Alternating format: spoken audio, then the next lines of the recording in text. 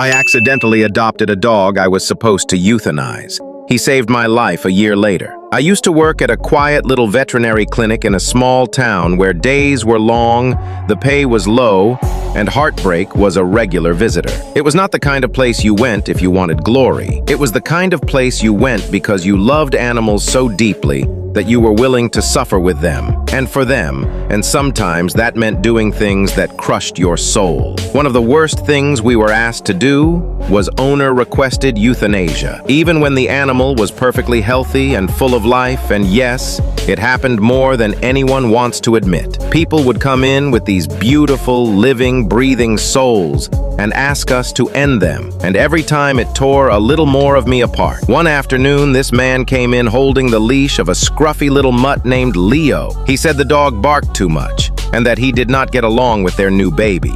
So they decided it was time to put him down. Leo wagged his tail the entire time like he was on a happy walk, completely unaware of what was supposed to happen next. I took Leo into the back room and started preparing the supplies, but as I looked into his eyes, something in me snapped. I could not do it. I told my boss the owner had changed his mind, and I took Leo home with me, thinking I would find him a better family. That was the plan anyway.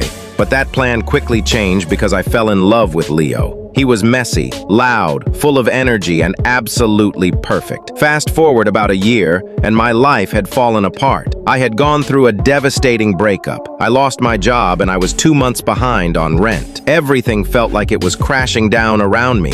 And one night, I reached my breaking point. I was sitting alone, thinking about ending it all. I even wrote a note. I felt like nothing mattered anymore, like no one would care if I was gone, and that is when Leo walked over, sat in front of me, placed his paw on my leg, and rested his head in my lap. And then he barked, just once, loud and clear. Then again and again, over and over, he barked, and he would not stop. That noise was like a lifeline.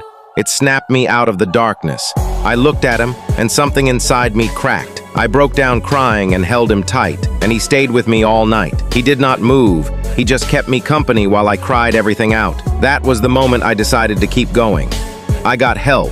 I started therapy. I slowly got back on my feet, and today I am in a much better place. Leo is still with me, a little older, a little slower, but still full of love and still the best thing that ever happened to me. I saved him when no one else would, but in the end, he saved me too.